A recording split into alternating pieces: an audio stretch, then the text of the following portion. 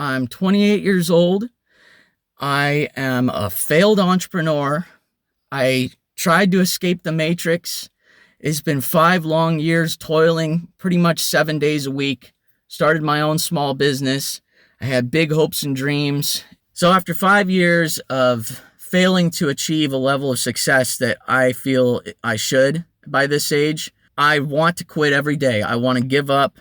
I want to move on. It's been 5 years and I'm still making far below poverty level wage. I used to want to be a scientist, and then I learned about all the chemicals that they put in all the food and all the products and everything, and I became very jaded with the idea of being a scientist. I just felt like I would end up being a corporation's puppet. So I decided I wanted to be the business person and infiltrate that world from within. And I had big dreams of starting a hemp business and saving the world, but it turns out that's really expensive to do. And unless you're a millionaire or billionaire's son or daughter, it's just not really feasible for me at the moment. So I started a different small business. It was much cheaper to start up. I started off while working from home during the pandemic. I started off at a corporate startup right after college. I got real lucky getting that job. I met the right person at the right time. And really, a lot of life is luck. People don't want to admit it, but I would say about 95% of success in life is luck. And if you have a series of unfortunate events hit you, it's not your fault, okay? Don't act like you've attracted it. So yeah, I was working at this company and I was really, really passionate about it. At first, I put 200% into it. I took on all kinds of projects. I joined teams. I had to find my own role. I implemented processes that were brand new that helped take the company to higher levels. I mean, I really filled my resume out, and they kind of just exploited it. They didn't, they paid me well, but not that well, considering how much I was doing. And I ended up being a scapegoat for a lot of things that went wrong. And, they took credit for a lot of things that I did right. So at a certain point after the pandemic started, I started to get fed up, and I was like, well, if you're not going to appreciate all the good I'm doing, well, I'll just quiet quit. That was when the term quiet quitting got big. And you know what? I'm really glad I quiet quit, because after I did that and started doing the bare minimum of my job, people stopped complaining. I stopped getting blamed for things. And I ended up being able to use a huge portion of the day to start up my small business. And it was a great time in life. I was making money and I was super excited. And then come 2021, I got laid off, and it was the opportunity that I took to go full time into my small business. And I was just really hustling for a long time. I've got a website now. I've got all kinds of things that I'm very proud to look back on. But did they pan out with something worth all that effort? No, because here I am 5 years later. I'm still living in my childhood bedroom and making below poverty level wage. And I am tired. I've lost all passion for what I'm doing. I'm burned out. I don't have as much energy as a normal person to go through all this nonsense, because it was one major crisis after another continuously. I mean, I could list dozens of things on and on over the last five years. It's been like building a sandcastle up, and you constantly have to patch it up, and it gets to a point where you can no longer build it any higher because it's constantly falling apart all around me. That's the kind of nonsense I mean. And at a certain point, it stops feeling natural, and it starts feeling like God or the universe, society is all conspiring to make sure and keep me down, to make sure I can't escape to the matrix, to make sure I can't have an impact for the betterment of society and the world, because that's all I really want. But it seems like God doesn't want that. Instead, we've got a society that's falling apart, that doesn't want help, that wants to make sure and suppress all people that want to help make it better. On top of all that, that's this horrible economy that we've been gaslit over. I am so sick and tired of people sitting there telling me, oh, the economy's great. Like, I ran into this one guy. He was like a corporate executive. I ran into him while I was hiking one day with my friend, and he wanted to sit there and spout off about how great the economy is and how many opportunities there are. Yes, there are many opportunities online, but for men, I would say less so. It's very clear to me that it's much more rewarded to be a woman online than it is to be a man. Society rewards them with more engagement, more followers, and let's say they start a social media account when they're like 18 or so, and then they build it over the course of just a few years. Then they go and start a business, and all of a sudden their business just takes right off the bat, because they've already got this massive audience to market to. And that's part of the reason why I personally wish I was born a woman. I could have been a very attractive, beautiful woman, and I could have done the same thing I'm doing right now, and it would have been 10 times more successful. Anyway, I cannot neglect to mention the impact that height has had on my life. I'm 5'4", and don't get me wrong, I've actually learned to love being a short guy because I love tall women, and the more they tower over me, the happier I am. That said, it made my life a living hell throughout high school and middle school. Of course, I was picked on and bullied and taken advantage of. I was overlooked by women. I was compared. I would overhear conversations. Like this one girl was talking about another short guy, and she said, he's short and weak. Oh, a girl needs a tall man. And I just looked at her like, oh my God, that is so offensive. Like, imagine if somebody said that about any other like racial characteristic or disability. And I heard stuff like that all the time. And like teachers that were short, I would see them being, disrespected and, why should we listen to you? You've got short man syndrome. And I ended up noticing that a lot of the upper class people tended to be taller and the lower class people tended to be shorter. Now, it's not always that way. There's always statistical outliers. After a while, my suspicions grew. I ended up finding a large quantity of peer-reviewed studies, evidence, articles, all kinds of things talking about that very same thing. And it all but confirmed for me that my suspicions were true. Now, you can argue that in the comments if you disagree, but this channel is going to talk a lot about that sort of thing. But I will say that it had an impact on my level of respect in the workplace. It affects your ability for being looked at as a potential leadership candidate, and it affects your ability to negotiate and sell. And it's really unfortunate. And that's part of the thing that made me want to say, screw this. I don't want to be in a situation where I'm forever beholden to other people and their view of me for my ability to climb the social ladder. Unfortunately, it still follows you in entrepreneurship unless you're doing like 100% online. However, in a business like mine where it still requires in-person sales and negotiations, it's still a limiting factor. One thing I'll also say is if I was born a woman, my height would actually be a positive thing because guys like small women. So after 5 years of failing to achieve a level of success that I feel I should by this age, I want to quit every day. I want to give up. I want to move on. But it's a sunk cost fallacy. I've put in so much work and effort into this business. I don't want to abandon it. And I do not want to accept defeat. One of the things that really hurts is my dad. He's serving a lengthy prison sentence, and we used to exchange letters back and forth until one day he sent me a letter saying something along the lines of, "Hey, I thought you'd be rich by now with this business that you're doing. I think you should just quit it and go get a job, go get a menial job at McDonald's or something." And it's like, I have a lot of respect for people who work menial jobs, but the idea of giving it all up and working a job that I didn't need any of that for, I would rather die than do that. To me, that would be the ultimate form of humiliation, and not in a good way. The worst way possible, because knowing that there are people online so much younger than me, starting their own businesses, getting just catapulting light years ahead of me by my age. And I'm getting old by internet standards. Once you're 30 on the internet, you're a boomer. And I'm really feeling it. I'm going through like a quarter-life crisis right now.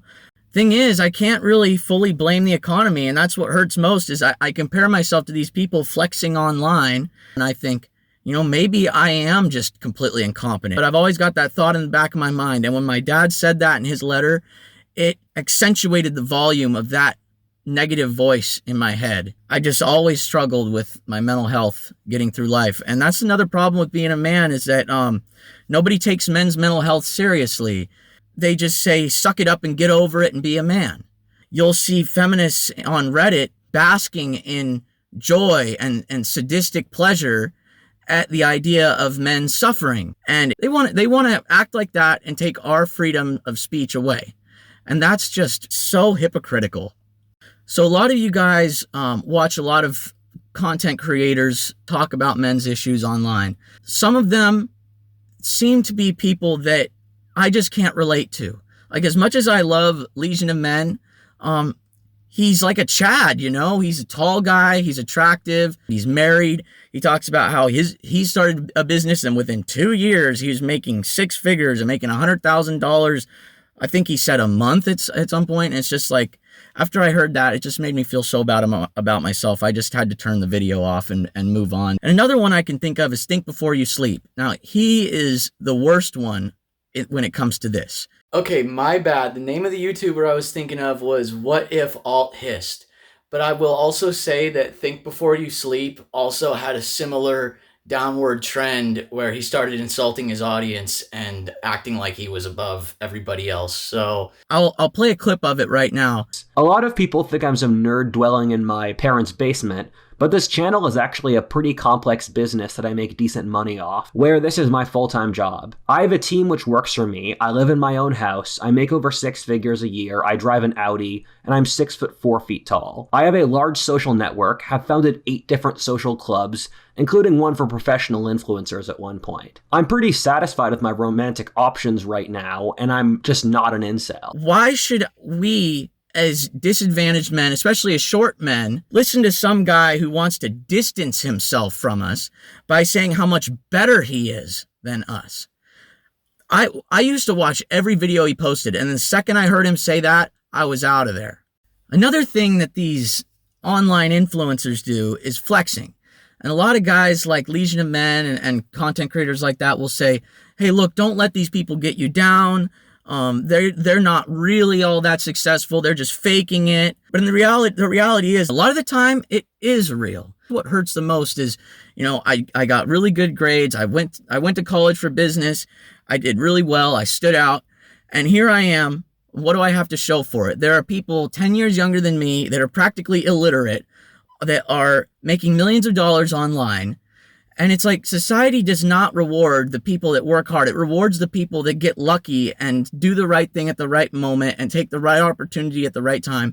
So I'm more on the camp of, look, let's accept the darkest, ugliest truth that we don't want to face. Stop living in denial. Face reality that life is unfair. You'll never be able to catch up to them unless you have some kind of massive influx of luck into your life, and find some way to cope and deal with that. One of the things that have been really liberating for me is when I was younger, I used to be attracted to extremely feminine women, basically like fertility goddess looking girls.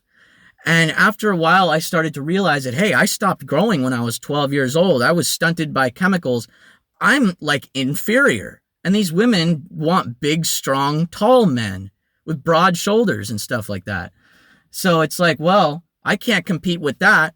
And at a certain point, I just had a mental breakdown and I was ready to slide down a sewer. So, but instead of doing that, my mind just snapped. All of a sudden, I went from liking super feminine women to very tall, masculine looking women that towered over me. And it's like a way, if I can find a woman like that, I can know that she likes me as a short guy if she's willing to date a guy much shorter than her. And that's another reason why I don't have much success in dating, is because a lot of these tall women, most of these tall women don't want a guy shorter than them, whether it's because of societal expectations or not wanting to appear masculine next to their partner. They want to be feminine. So another thing that's liberated me is giving up on dating. I haven't even touched a dating app in like a year. I feel a lot more relaxed now that I'm not trying to get a girlfriend. And it's opened up all of my time to focus on my future. And the idea is, hopefully one day when I am successful, they will come into my life. I'm sure many of you guys have experienced the difficulty when it comes to making friends as an adult. That's another thing I've kind of given up on.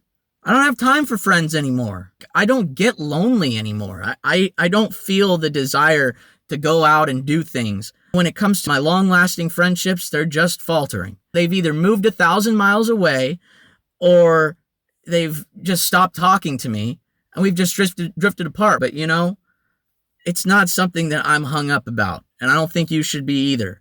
Focus on yourself and your future, and that's my advice. I don't feel lonely because part of the thing about my business is I have a lot of social interaction, and I talk to a lot of girls too, and it's good practice, but I don't sit there trying to ask any of them out because there's all kinds of risks when it comes to asking women out these days, as I'm sure that you know. What if I'm working with a small business somewhere and I try to flirt with their employee and then they complain about me to the owner and they cut me off? I mean, that would be a disaster. I don't know how many of you guys out there live in California like me, but this place sucks. This state is the worst place to live unless you're rich. That's part of the reason I'm still trapped in my childhood home. And this town on top of it is one of the worst because it is so expensive to live here. The price of housing is ridiculous.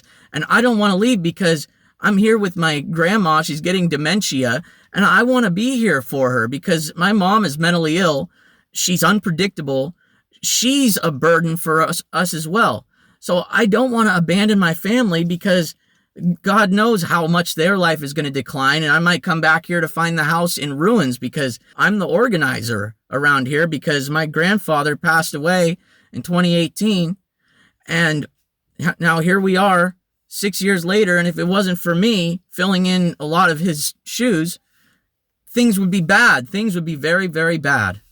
Most people that I know that are my age that live in California actually live with their family still. And I see people in other states making fun of people that live in their mom's basement and still live with mom and dad.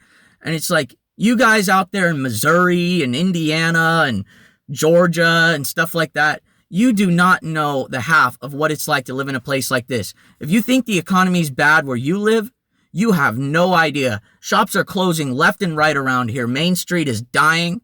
The cost of rent is way higher than anybody my age can afford. It is not a good situation.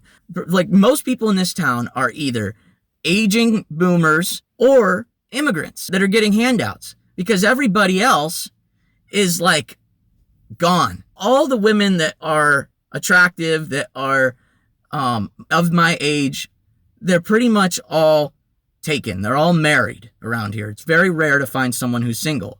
Other than that, all you got are high schoolers. If I could start over and still go to college, I would just do the bare minimum to pass, and I would focus all the rest of my energy on building an online audience, and then once getting out of college, creating my business to monetize that audience. But at this point, I have one more chance with my business to make this a successful operation. And I'm going to be working on that over the next couple months on top of trying to get this channel off the ground. If this video really takes off and Legion of Men posts about it and it gets a lot of views like that guy Kirky Talks did, I will make more time. Even as stressed out as I am, as burned out as I am, I'm tired. I want to give up. So if you want me to do this more, please do everything you can to boost it in the algorithm. Comment, debate. I don't care if it's mean or nice. Just leave comments. I'm not a censoring kind of guy.